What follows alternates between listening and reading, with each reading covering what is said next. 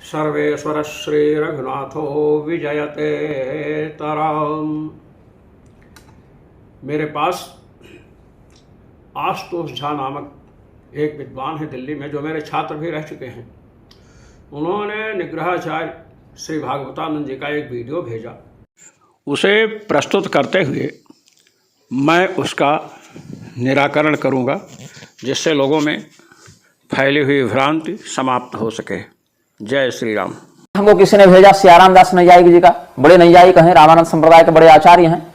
वो किसी वीडियो में कह रहे थे और कमेंट भेजा हमको कि निषादस्थ पतिम याजयेत ऐसे कह के, और शूद्र का भी वेदाधिकार सिद्ध हो जाता है। पहली बात तो ये कि आपने कहा किसी वीडियो में, मैंने कहा कि शूद्र का वेदाधिकार सिद्ध हो जाता है। गांव में एक कहावत है जो बच्चों को देख करके कही जाती है। किसी ने कहा बच्चे से, तुम्हारा कान कौवा ले गया, तो वह बच्चा कौवे के पीछे दौड़ा। इसको कहते हैं बाल चापल्य। हमने किसी भी वीडियो में नहीं कहा है कि शूद्र का वेदाधिकार है। बिना प्रमाण के दोषारोपण मात्र बाल चापल्य है, जिसे अमर्यादित भाषा में मूर्खता कहते हैं। दूसरी बात, जो महाशय आपके पास स्क्रीनशॉट भेजे, वो स्क्रीनशॉट आपने ऋषि कुमार तिवारी जी को भेजा और उन्होंने मुझे भेजा है। मैं उसे प्रस्तुत करके आपकी सभी भ्रांतियों का निराकरण करूंगा। उसे प्रस्तुत कर रहा हूं। स्त्री शूद्र अंत्यज भ्रात्य इत्यादि ओम स्वाहा वषट इत्यादि के उच्चारण में अनधिकृत हैं, तो वे न्यास कैसे करें? तो मैंने इनसे उत्तर के बदले प्रश्न कर दिया। क्या प्रश्न मैंने किया है? जब निषाद यज्ञ में अनधिकृत है, तो निषादस्थ पतिम याजयेत भगवान वेद क्यों कह रहे हैं? दूसरा प्रश्न है, जब अनुपवीत प्रणव में अनधिकृत है, तब देवर्षि नारद जी ने ध्रुव जी को प्रणव युक्त द्वादशाक्षर मंत्र क्यों दिया? विद्वज्जन देख सकते हैं कि मेरे दोनों प्रश्नों में प्रश्नवाचक चिन्ह लगा हुआ है। ये मैंने प्रश्न किया है। अब मैं प्रश्न कर रहा कि जब निषाद यज्ञ में अनधिकृत है, क्यों? निषाद सूत्र है। तस्मात् शूद्रो यज्ञे नवक्लिप्तः। इस श्रुति के द्वारा शूद्र को यज्ञ में अनधिकृत माना गया है। इस श्रौत वाक्य को दृष्टि में रख करके मैंने प्रश्न किया है। एवं च यदि शूद्र यज्ञ में अनधिकृत है, तो निषादस्थ पतिम याजयेत, इस विधि वाक्य के द्वारा भगवान वेद निषादस्थ पति को यजन करने के लिए कैसे कह रहे हैं कि उससे यज्ञ कराया जाए? ये मेरा प्रश्न था। अब इस प्रश्न का उत्तर निग्रहाचार्य जी को देना था कि अनधिकृत है तो वेद में क्यों कहा, किंतु वे इसका उल्टा अर्थ ले लिए कि निषादस्थ पतिम याजयेत से मैं शूद्र का वेदाधिकार सिद्ध करना चाहता। ये महाशय यहाँ पर भ्रांति गर्त में गिर पड़े। इन्होंने अपने भ्रम का आरोप मुझ पर कर दिया। यहाँ उत्तर देना था इन्हें कि वेद में अनधिकृत है, यज्ञ में अनधिकृत है शूद्र निषाद, तो वेद भगवान क्यों कह रहे हैं कि यज्ञ करवाना चाहिए? इसका उत्तर होना चाहिए था, किंतु उत्तर नहीं दिया। इसका उत्तर मैं दूंगा। इनकी कुछ और बातें सुन लें। अब निषादस्थ पतिम याजयेत में षष्ठी तत्पुरुष है कि समानाधिकरण कर्मधारय इत्यादि लगेगा, ये हम सिखाएं न्यायिक जी को? ये तो स्थिति नहीं आ गई ना। कम से कम न्याय में उनको हमसे तो कुछ सीखने की आवश्यकता नहीं है, तो फिर ऐसी मूर्खता क्यों दिखाते हैं? मूर्खता किसकी दिख रही है, ये तो विद्वज्जन निर्णय करेंगे। आपने निषादस्थ पतिम याजयेत में निषादा नाम स्थपति ही षष्ठी तत्पुरुष है या निषादश्च आसो अस्पति कर्मधारय है, ये आप कह रहे हैं कि हम सिखाएं? तो आपको दो का पता है, ठीक है, किंतु यहां पर 3 समासों की शंका हुई है। भाट्ट दीपिकाकार श्री खंडदेव जी कहते हैं, निषादः स्थपतिर्यस्य इति बहुब्रीहौ। यदि हम बहुब्रीहि समास करें निषादः स्थपतिर्यस्य, तो दोनों पदों की अन्य पदार्थ में लक्षणा करनी पड़ेगी, इसलिए यह पक्ष ठीक नहीं है। अब इसके बाद निषादा नाम स्थपति ही या निषादश्चासो स्थपति ही, ये दो समासों की चर्चा आती है। अब निषादा नाम स्थपति ही करें कि निषादश्चासो स्थपति ही, षष्ठी तत्पुरुष करें या कर्मधारय समास करें, तो कहते हैं कि षष्ठी तत्पुरुष में स्थपति माने स्वामी, तो निषादा नाम स्थपति करेंगे तो निषादों का स्वामी कोई त्रैवर्णिक भी संभव है, जिसमें वेद विद्या है, उसके द्वारा ये कराया जा सकता है, कोई अनुपत्ति नहीं है। और यदि निषादश्चासो स्थपति करते हैं तो निषाद रूपी स्थपति अर्थ निकलेगा। निषाद आता है शूद्र में, ब्राह्मण से शूद्रा स्त्री में समुत्पन्न वर्ण संकर संतान निषाद कहलाती है। निषाद महाराज शूद्र में आता है। अब शूद्र का उपनयन नहीं होता है, इसलिए तो अनुपवीत होने से शूद्र का वेदाध्ययन ही नहीं होगा, और जब वेदाध्ययन नहीं होगा तो अध्ययन विधि से सिद्ध वेद विद्या न होने से वह यजन नहीं कर सकता है। दूसरी बात,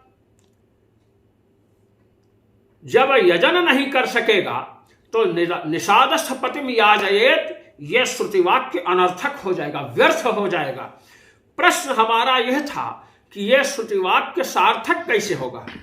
आप तो कहे शूद्र का वेदाधिकार नहीं है, हम भी मानते हैं, लेकिन आपको यह बताना चाहिए था कि जब वेदाधिकार नहीं है, वेद पढ़ नहीं सकता है, तो वेद ज्ञान के अभाव में निषादस्थपतिश्चि वो कैसे संपन्न करेगा, उसका यजन ही असंभव है। निषादा नाम स्थपति अगर करते हैं तो त्रैवर्णिक ले सकते हैं, त्रैवर्णिक को वेद विद्या का ज्ञान है, वो यज्ञ कर सकते हैं, समझे कि नहीं। तो इस पर कहा कि जब आप निषादा नाम स्थपति कहकर कोई त्रैवर्णिक ले सकते हैं और कोई अनुपत्ति नहीं होगी, त्रैवर्णिक में ब्राह्मण क्षत्रिय वैश्य में यज्ञ कर सकते हैं क्योंकि वेद विद्या का ज्ञान है। तो अब ऐसी स्थिति में कोई समस्या नहीं है। तब कहते हैं कि देखिए भाई, सबसे बड़ी बात यह है कि निषादा नाम स्थपति कहेंगे तो स्थपति का अर्थ है स्वामी, तो यहां पर लक्षणा का आश्रय करना पड़ेगा। निषाद पद की निषाद संबंधी स्थपति में लक्षणा करनी पड़ेगी, अर्थात निषाद संबंधी से अभिन्न जो स्थपति, स्थपति माने स्वामी, ऐसी स्थिति आएगी तो लक्षणा का आश्रय करना नहीं चाहिए, क्योंकि लक्षणा जघन्य वृत्ति है। इसलिए इसमें अस्वारस्य दिखा करके कहा निषादश्चासो स्थपति ही, निषादस्थपति ही, निषाद रूपी जो स्थपति माने स्वामी। अब आप देखिए महर्षि जैमिनी छठे अध्याय में इसी बात को स्पष्ट कर रहे हैं अपने सूत्र से। स्थपतिर्निषादस्यात् शब्द सामर्थ्यात्, स्थपतिर निषादः स्यात्, स्थपति जो लेना है, स्वामी जो लेना है, वो निषाद ही होगा। क्यों? शब्द सामर्थ्यात्।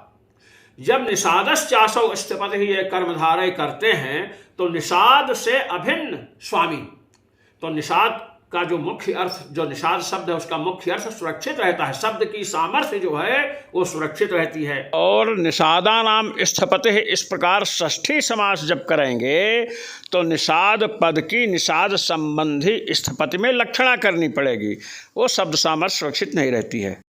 इसलिए यहाँ कर्मधारय समास ही उचित है। पुनः इसी की दृढ़ता हेतु महर्षि दूसरे सूत्र को प्रस्तुत कर रहे हैं। लिंग दर्शनाच्चा, ये 52वां सूत्र है। कहते हैं कि लिंग भी है इसमें। क्या है? कूटम दक्षिणा स्वम ही तन्निषादानाम, ये वेदवाक्य प्रस्तुत किया। कूटम दक्षिणा कहते हैं, दक्षिणा कूट है। कूट ही क्या है? स्वम ही तन निषादा नाम, निषादों का वही धन है। अब आप देखिए कि ये कूट क्या है, तो इसका विवरण अध्वर मीमांसा कुतूहल वृत्तिकार ने किया है। जो स्थपतिष्टि है उसमें, उस प्रकरण में एक वाक्य श्रूयमाण है, कूटम दक्षिणा स्वमही तन निषादा नाम। स्थपतिष्टि जब होगी तो क्या दक्षिणा में देगा? अपना धन देगा। तो उसका धन क्या है? कहते हैं कूट का अर्थ क्या किया? व्याधा नाम मृग ग्रहण साधन यंत्र विशेष कूटम। अध्वर मीमांसा कुतूहल वृत्तिकार कह रहे हैं महाराज, छठे अध्याय के प्रथम पाद का ये 50वां सूत्र है, लिंग दर्शनाचा। तो मृग ग्रहण, मृग को पकड़ने का जो साधन यंत्र विशेष है, ये कूट है, तो वो अपना धन देगा, यही दक्षिणा में देगा। और ध्यातव्य है कि यह यंत्र विशेष निषाद के पास ही होता है, त्रैवर्णिकों के पास नहीं होता है। तो इससे भी यह सिद्ध होता है कि निषादस्थ पतिम याजेत में निषादस्थ पति से त्रैवर्णिक का ग्रहण नहीं है, अपितु किसका ग्रहण है? निषाद, जो शूद्र है। तो आपके समक्ष ये बात आई कि हमें किसका आश्रय लेना है? ना तो निषादः स्थपतिर्यस्य बहुब्रीहि का आश्रय लेना है, क्योंकि इसमें अन्य पदार्थ में लक्षणा है। निषादा नाम स्थपति ही क्यों नहीं लेना है? यह प्रश्न क्यों उठा? क्योंकि निषादा नाम स्थपति कहने से निषादों का स्वामी हम कोई त्रैवर्णिक ले लें जो यज्ञ इत्यादि कर सकता है, स्थपतिष्टि कराया जाए। ये शंका को ध्यान में रख करके षष्ठी तत्पुरुष पक्ष उठाया गया। तब कहे इसमें भी लक्षणा का आश्रय लेना पड़ेगा, इसलिए कर्मधारय समास निषादश्चासौ अस्थपतिः निषादस्थपतिः तम। ये तो निषाद रूपी स्वामी लेना है। हमने जो प्रश्न किया था, जब निषाद यज्ञ में अनधिकृत है तो निषादस्थपतिम याजयेत, भगवान वेद क्यों कह रहे हैं? अब यहां पर समाधान देना है कि भगवान वेद ने क्यों कहा। शूद्र तो अनधिकृत है ही, शूद्र वेद में क्यों अनधिकृत है? क्योंकि वेदाध्ययन की योग्यता का आधायक उपनयन है। उपनयन त्रैवर्णिक ब्राह्मण क्षत्रिय वैश्य का ही होता है। 8 वर्षम ब्राह्मणम उपनयित, 11 वर्षे राजन्यम, 12 वर्षे वैश्यम। 8 वर्ष ब्राह्मण बालक का, 11 वर्ष क्षत्रिय बालक का, 12 वर्ष वैश्य बालक का उपनयन हो। उपनयन होने के बाद ही वेदाध्ययन करेगा। निषाद चूंकि शूद्र विशेष है, इसलिए इसका उपनयन बाधित होने से वेदाध्ययन प्राप्त नहीं है। स्त्री शूद्रौ नाधीयाताम, स्त्री और शूद्र को वेदाध्ययन नहीं कराना चाहिए। अब प्रश्न यह है कि जब निषाद शूद्र विशेष है, वेदाध्ययन में इसका अधिकार ही नहीं है, तो हमारा सबसे बड़ी गड़बड़ी क्या होगी कि जो स्थपतिष्टि है उसको संपन्न करने के लिए महाराज ज्ञान चाहिए। देखिए, न्याय सिद्धांत मुक्तावली में इसका उल्लेख करते हुए कह रहे हैं, न च निषादस्य संकर जाति विशेषस्य वेदानधिकारात् याजना संभव इति वाच्यम। कहते हैं जब निषाद संकर, वर्ण संकर है ना, ब्राह्मण से शूद्रा में उत्पन्न हुआ है, तो वेद का में तो इसका अधिकार है नहीं, शूद्र योनि में आता है। तो जब वेदाधिकार ही नहीं है, तो वेद ज्ञान इसको जब नहीं होगा, तो वेदोक्त जो निषादस्थपतिष्टि है उसे कोई ब्राह्मण कैसे करा सकेगा, और यह ज्ञान के अभाव से कैसे कर पाएगा? इसलिए निषादस्थपतिष्टि का याजन असंभव है, क्योंकि निषाद को वेद विद्या प्राप्त ही नहीं है। ये शंका किया, तब यहाँ पर मुक्तावलीकार श्री विश्वनाथ जी समाधान देते हैं, निषादस्य विद्या प्रयुक्त ततएव कल्पनात्। कहते देखिए, या स्त्री शूद्रो नाधीयाताम से स्त्री और शूद्र का वेदाध्ययन निषिद्ध है। त्रैवर्णिक न होने से इसका उपनयन नहीं है, इसलिए वेदाध्ययन में अधिकार ही नहीं है। शूद्र का वेदाध्ययन में अधिकार नहीं है। तो महाराज जब अधिकार ही नहीं है तो वेदार्थ का ज्ञान नहीं होगा इसको। अतः जो निषादस्थ पतिष्ठि करना है इसे वो कर नहीं सकेगा। तब यहां पर कहा गया कि देखो तत्र विशेषतः प्राप्ताध्ययनेतराध्ययन परत्वाद अध्ययन पदस्य। दिनकरी व्याख्या। ये कहते हैं स्त्री शूद्रो नाधीयाताम में जो स्त्री और शूद्र के लिए अध्ययन का निषेध है वेदाध्ययन का, कहते हैं उसका ये तात्पर्य है कि विशेषतः प्राप्त जो अध्ययन है उससे अतिरिक्त अध्ययन का निषेध है। विशेषतः प्राप्त अध्ययन क्या है कि निषादस्थ पतिम याजेत के द्वारा निषादस्थ पति को इष्टि कराई जाए। ब्राह्मण इष्टि कराता है, तो महाराज जब इष्टि कराता है, जब उसको वेदार्थ का ज्ञान ही नहीं होगा तो इष्टि संपन्न नहीं हो सकती है। इसलिए यह श्रुतिवाक्य व्यर्थ ना हो जाए, इसीलिए एतद इष्ट उपयोगी ज्ञान का आक्षेप किया गया कि बिना उपनयन के भी इस इष्ट से संबद्ध जो ज्ञान है वो इसे करा दिया जाए। ये मुक्तावलीकार कहते हैं और यही मीमांसा न्याय प्रकाश में भी बात बतलाई गई है। देखिए एतावांस्तु विशेषः निषादस्याध्ययन विधि सिद्ध ज्ञानाभावेन एतस्यैव विधेस्तत्कर्म उपैक ज्ञानाक्षेपकत्वम्। मीमांसा न्याय प्रकाशकार कह रहे हैं कि निषाद को अध्ययन सिद्ध वेद विद्या नहीं है, क्योंकि त्रैवर्णिक के अंतर्गत है नहीं, इसलिए इस विधि के बल से इस कर्म के उपयोगी जो ज्ञान है उसका आक्षेप किया जाए। माने इस कर्म के निषादस्थ पतिष्ठि से संबद्ध ज्ञान उसे पहले कराया जाए, उसके बाद उससे यजन इष्टि कराई जाए, ये बतलाया। अब उतना अध्ययन कराना है जिससे निषादस्थ पतिम याजयेत इस वेद वाक्य का वैयर्थ्य ना हो। अब आगे निग्रहाचार्य जी बोल रहे हैं, निषादानम स्थपति ही या निषादश्चासो स्थपति ही, ऐसा क्या वहां व्युत्पत्ति लगेगी, उससे अब सूत्राधिकरण की क्या संगति लगेगी, ये सब सोचना है कि नहीं।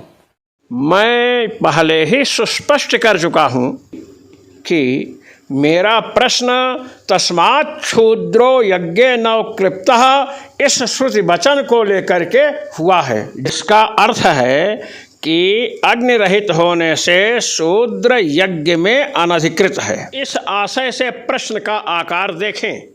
जब निषाद यज्ञ में अनधिकृत है तो निषादस्थ पतिम याजयेत भगवान वेद क्यों कह रहे हैं, ये प्रश्न है मेरा, जिसका समाधान देना तो दूर, आप स्वयं विपरीत भावना से ग्रस्त हो गए और असंबद्ध प्रलाप करने लग गए। निग्रहाचार्य जी आनंद भाष्य के अपशूद्राधिकरण की पंक्तियां प्रस्तुत कर रहे हैं, देखें। आनंद भाष्य में क्या लिखा हुआ है, अब शूद्राधिकरण जब आप पढ़ेंगे तो आनंद भाष्य में क्या लिखा हुआ है मैं निकाल कर बताता हूं आपको। इतोपि नाधिकार शूद्रस्य यतस्तस्य वेद श्रवण तदध्ययन तदर्थ ज्ञान तदनुष्ठान प्रतिषेध स्मर्यते तत्र श्रवण प्रतिषेध अहास्य वेदमुपश्रवतस्त्र। आपने अब शूद्राधिकरण के 38वें सूत्र के आनंद भाष्य को प्रस्तुत किया है। यदि आप अपशूद्रा अधिकरण के प्रथम सूत्र के आनंद भाष्य का अवलोकन किए होते तो आपको तस्मात् क्षूद्रो यज्ञे नव क्लिप्तः इति कर्मणि निषेधवत् ये आनंद भाष्य पंक्ति अवश्य दिखी होती और वहाँ पर तस्मात् क्षूद्रो यज्ञ नव क्लिप्तः इस श्रुति वचन को देख करके आपको यहाँ शायद निश्चय हो जाता कि शूद्र यज्ञ में अनधिकृत है। ऐसी स्थिति में जो मैंने प्रश्न उठाया था कि जब निषाद यज्ञ में अनधिकृत है तो निषादस्थ पतिम याजयेत भगवान वेद क्यों कह रहे हैं, ये मेरा प्रश्न है। इस प्रश्न को आप समझ गए होते और आपकी विपरीत भावना नहीं होती और ना मुझ पर अप्रामाण्यग्रस्त दोषारोपण किए होते। तस्मात् नाधिकारो शूद्र से ब्रह्म विद्यायामिति सिद्धम। फाड़ कर फेंक दीजिए आनंद भाष्य निकाल कर, कह दीजिए कि गलत लिखा है, क्यों निषादस्थ पतिम याजेत पढ़कर आए हैं इसीलिए। और फिर ये नहीं बताएंगे कि षष्ठी तत्पुरुष लगाकर करेंगे, निषादानाम स्थपति करेंगे कि निषादश्चास्तु स्थपति ऐसे करके समानाधिकृत करेंगे, उसको क्या करेंगे? व्याकरण तो आप हमसे अधिक पढ़े हैं। भगवन निषादस्थपतिम याजयेत, यहाँ पर मैंने षष्ठी तत्पुरुष और कर्मधारय समास ही नहीं बहुब्रीहि समास की भी चर्चा कर दी है, जिससे सभी शंकाएं समाहित हो जाएं, आपको कोई संदेह न रहे।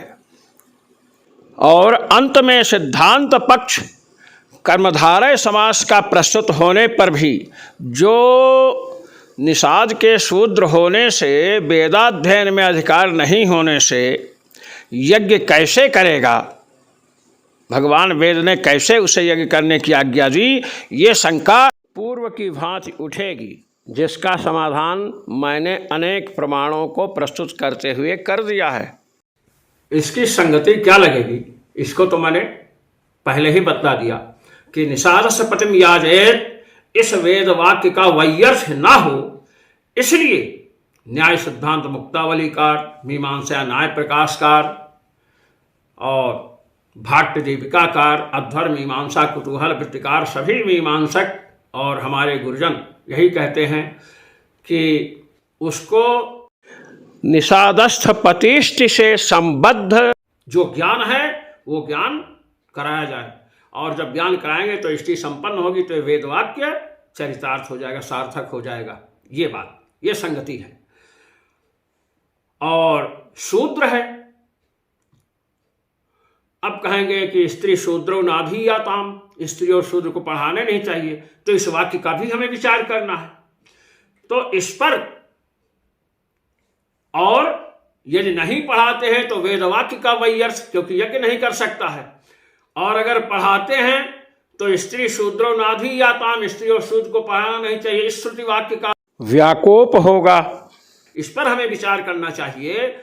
तो इस पर न्याय सिद्धांत मुक्तावली जो टीका है, उस टीका में कहते हैं निषादस्य विद्या प्रयुक्त है ततएव कल्पनात्, कहते हैं कि सूर्य के द्वारा बोधित जो निषादस्थ पति द्वारा यजन है वह अनुपपन्न हो जाएगा यदि उसे ज्ञान नहीं होगा, इसलिए वह यजन उपपन्न हो, इसके लिए हमें उतना ज्ञान उसे कराना पड़ेगा जो ब्राह्मण करावे, इष्टि वो करावे। जैसे पीनोयम देवदत्तो दिवा न भुंगते, मोटा देवदत्त दिन में नहीं खाता है, किसी ने बोल दिया, तो मोटापा बिना खाए हो सकता है क्या? तो जैसे बिना खाए पीनत्व अर्थात मोटापा अनुपन्न है, तो रात्रि भोजन का अनुमान किया जाता है कि रात्रि में शेटकद्वयम भुंगते, 2 सेर खाता होगा। ऐसे ही निषादस्थ पतिम याजयेत, इस वेद वाक्य का वैयर्थ ना हो जाए, इसलिए इस यजन के उपयोगी ज्ञान का आक्षेप किया गया, अर्थात वो ज्ञान वो ब्राह्मण उसे करावे, बस। अब बात यह है कि स्त्री शूद्रो नाधीयाताम, स्त्री और शूद्र को पढ़ावे नहीं, शूद्र के अध्ययन का निषेध है, तो महाराज ऐसा आप कहेंगे तो गड़बड़ हो जाएगा। तो कहते हैं उसके लिए इन्होंने कहा कि स्त्री शूद्रो नाधीयाताम में जो अध्ययन का निषेध है, कहते हैं तत्र विशेषतः प्राप्ताध्ययनेतराध्ययन परत्वाद अध्ययन पदस्य, कहते हैं विशेषतः प्राप्त जो अध्ययन है उससे भिन्न जो अध्ययन है उसका निषेध है। शूद्र के लिए निषाद रूपी जो शूद्र है, शूद्र में तो सभी आएंगे, निषाद रूपी शूद्र भी आएगा, तो विशेषतः निषादस्थ पतिम याजयेत इस वाक्य के द्वारा निषादस्थ पतिष्ठि संबंधी ज्ञान का आक्षेप होता है, अर्थात इस ज्ञान के बिना यह इष्टि संपन्न नहीं हो सकेगी, इसलिए विशेषतः प्राप्त अध्ययन निषादस्थ पति का हो गया। ऐसा मानने पर स्त्री शूद्रो नाधीयाताम इस श्रुति का भी सामंजस्य हो गया। के अध्ययन का जो निषेध किया गया, इसकी संगत इस प्रकार लगेगी कि विशेषतः माने विशेष वाक्यों से, श्रुत वाक्यों से प्राप्त जो अध्ययन है, उस अध्ययन से अतिरिक्त अध्ययन का निषेध यहां किया गया है। स्त्री शूद्रो नाधीयाताम अर्थात वेद वाक्य से लभ्य, वेद वाक्य के सार्थक्य की उपपत्ति के लिए जिस ज्ञान की अत्यंत अनिवार्यता है, उससे भिन्न ज्ञान का, उससे भिन्न अध्ययन का, माने जिस अध्ययन से यागोपयोगी पदार्थों का ज्ञान हो, उस अध्ययन से अतिरिक्त अध्ययन का यहाँ निषेध है। तो उपनयन नहीं होने से उसका अध्ययन न करे तो यहाँ संकोच करना पड़ेगा। ये बात इन्होंने कही। तत्र विशेषतः प्राप्ताध्ययनेतरा अध्ययन परत्वाद अध्ययन पदस्य, विशेषतः प्राप्त जो अध्ययन है, निषादस्य पतिम याजयेत के द्वारा प्राप्त जो अध्ययन है, उससे भिन्न अध्ययन का, माने अन्य मंत्रादि का, कुशी का भी अध्ययन नहीं कर सकता है, इसलिए इसका भी सार्थक्य हो गया। इसीलिए हमने कहा कि जब भी व्यक्ति न्याय व्याकरण मीमांसा शास्त्रों का अत्यधिक अध्ययन कर लेता है तो उसमें एक बहुत बड़ी संकट की स्थिति आ जाती है।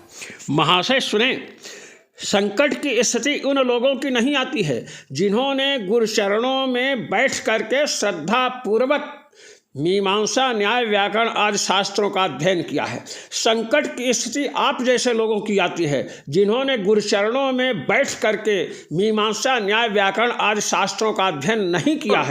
आपकी उस संकट की स्थिति का दर्शन यहाँ सब लोग कर रहे हैं और आगे भी करेंगे। तस्मात् नाधिकारो शूद्र से ब्रह्म विद्यायामिति सिद्धम। फाड़ कर फेंक दीजिए आनंद भाष्य निकाल कर, कह दीजिए कि गलत लिखा है। क्यों? निषादस्थ पतिम याजेत पढ़कर आए हैं इसीलिए।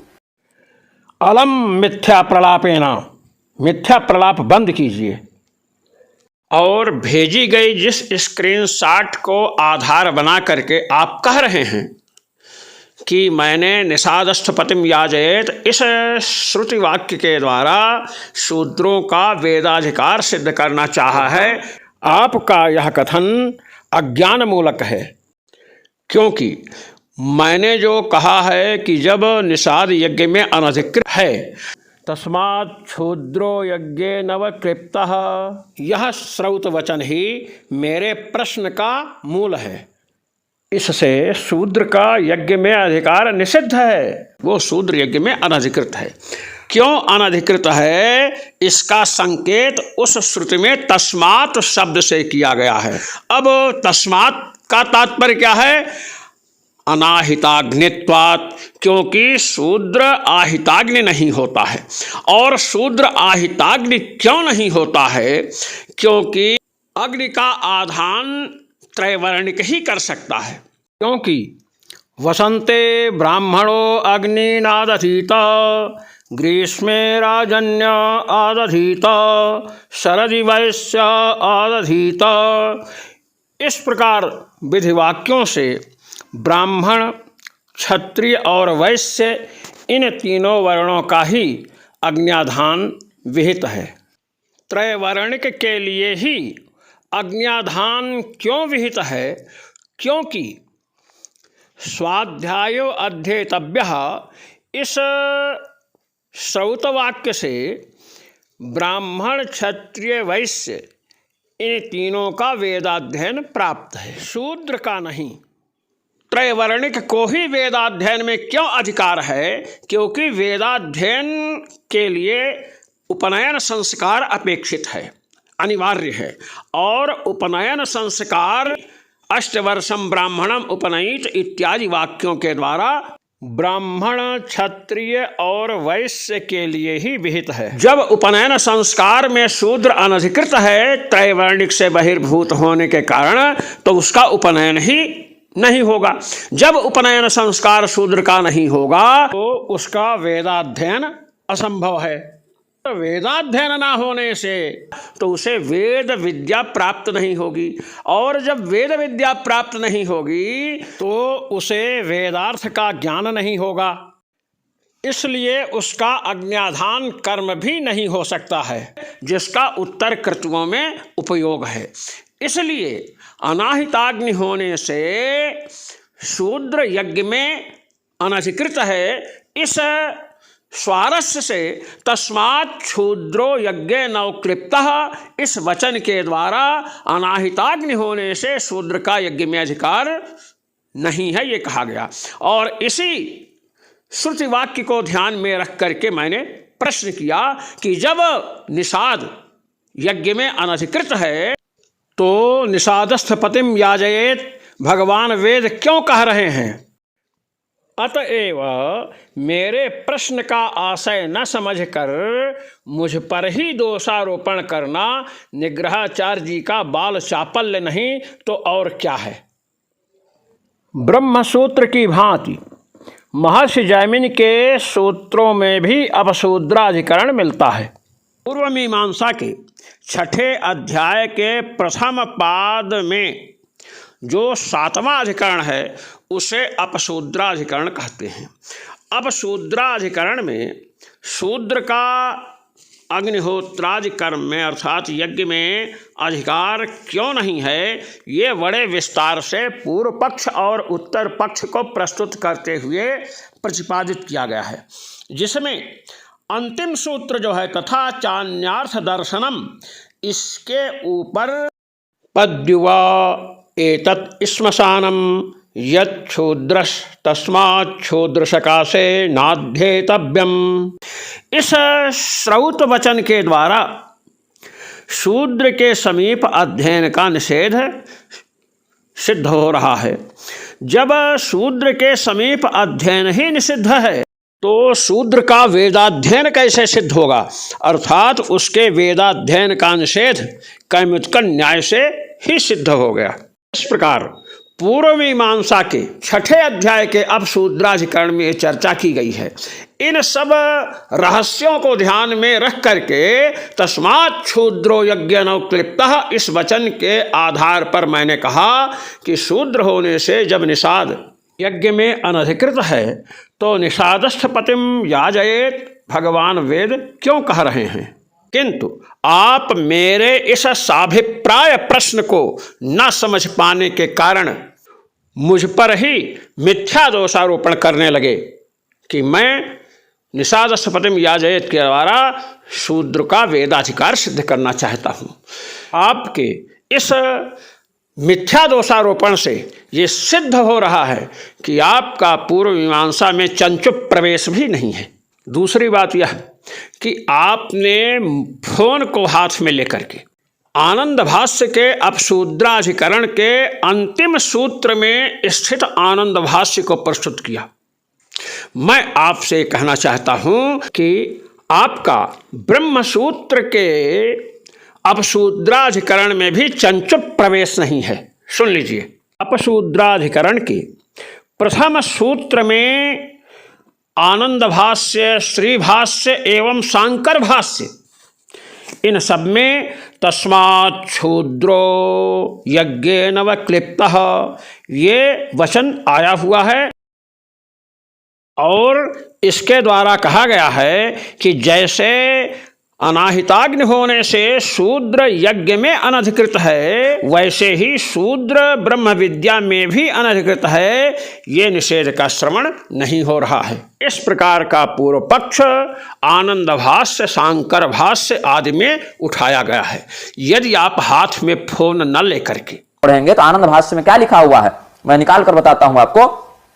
आनंद भाष्य को अपने हाथ में लेकर के अपशूद्राधिकरण को पढ़े होते किसी से, तो आपको प्रथम सूत्र के भाष्य में ही मिलता किंच तस्मात् शूद्रो यज्ञेन व क्लिप्तः इति कर्मणि निषेधवत्।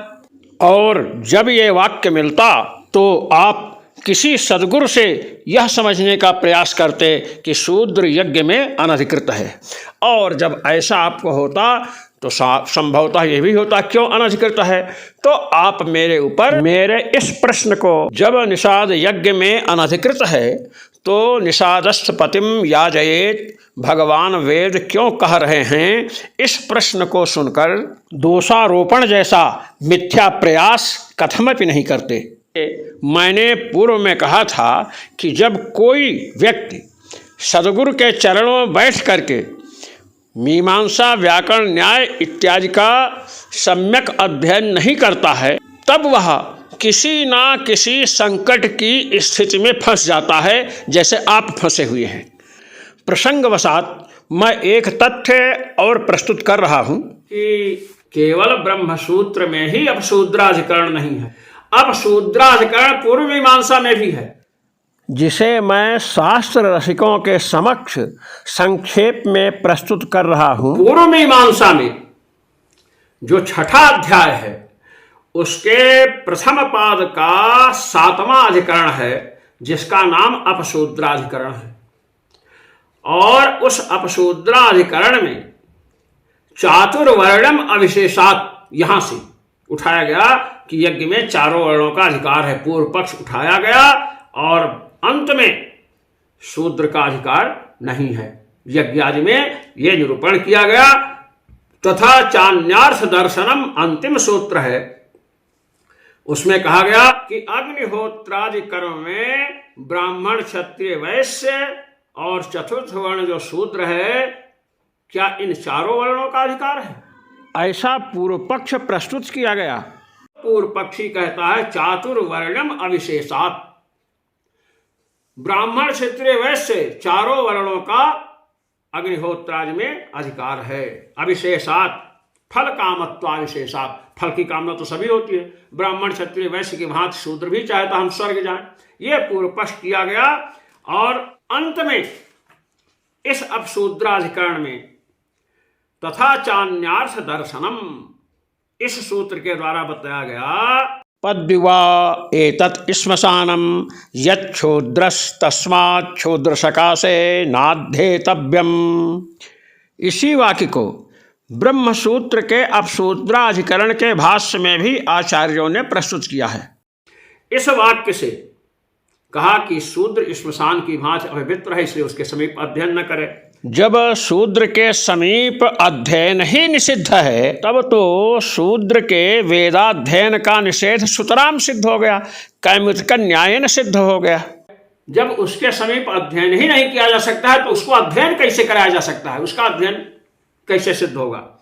इसलिए पूर्व मीमांसा के 6ठे अध्याय के प्रथम पाद का 7वां अधिकरण ही अपशूद्राधिकरण है, यह हम लोग पढ़े हैं। तो उसके द्वारा भी शूद्र का वेदाधिकार नहीं है। रही आनंद भाष्य की बात, तो आनंद भाष्य पर अपशूद्राधिकरण पर मेरा व्याख्यान है, जितने भी सूत्र हैं सब पर मेरा व्याख्यान है, और वहां मैंने स्वयं उसके आधार पर कहा है कि शूद्रों का वेद में अधिकार नहीं है, फिर ब्रह्म विद्या में अधिकार कैसे होगा? इसलिए अपनी अज्ञानता से दूसरों पर दोषारोपण करते हो यह कहना कि आनंद भाष्य को फाड़ कर फेंक दो, इससे बड़ा बाल चापल्य और क्या हो सकता है? इसलिए यह कहना कि आनंद भाष्य को फाड़ फेंक दो। पहले आपको यह समझना चाहिए कि प्रश्ता पूछ क्या रहा है। मैं पूछा हूं कुछ और आप उस आशय को न समझ करके मिथ्या प्रलाप करने लग गए, यही बाल चापल्य है। इसीलिए मैंने पूर्व में कहा था कि गुरुचरणों में बैठकर श्रद्धा पूर्वक जो व्याकरण न्याय मीमांसादि शास्त्रों का अध्ययन नहीं करता है, वह संकट की स्थिति में आ जाता है, जैसे आप आ गए हैं। अस्तु, कि हमने अपशूद्राधिकरण में वही व्याख्यान किया कि शूद्र का वेद में अधिकार नहीं। मीमांसा में जो अपशूद्राधिकरण है उसके लिए मैंने बताया कि यहाँ पर भी शूद्र का वेदाधिकार निषिद्ध है। जितने भाष्यकार हैं सभी ने अपशूद्राधिकरण पर भाष्य लिखा है। उनमें किसी भी आचार्य के ब्रह्मसूत्र के अपशूद्राधिकरण के भाष्य में आपका चंचुप प्रवेश भी नहीं हुआ है। अन्यथा तस्मात् क्षुद्रो यज्ञेन क्लिप्तः, ये वचन आप पढ़े होते और मेरे प्रश्न को समझ करके मेरे ऊपर आक्षेप नहीं करते, उसका कोई समाधान देते, जो आपके वश का कथमपि नहीं था। आशय को समझे बिना ही आपने कह दिया कि ये निषाद स्मृति व्याजहित के द्वारा शूद्र का वेदाधिकार सिद्ध करना चाहते हैं। ये मिथ्या प्रलाप अनुचित है, खंडन करना उचित है, किंतु सोच समझ करके करना चाहिए। हमने अपने गुरुजनों के कृपा प्रसाद से कुछ शास्त्रीय तथ्यों को प्रस्तुत किया है। हमने कोई मिथ्या बात कही तो कोई भी कहे, बालादर्श भाषितम, हम किसी की अच्छी बात मानने को तैयार हैं, किंतु ऐसे अनर्गल प्रलाप नहीं, सोच समझ करके खंडन करिए। जय श्री राम।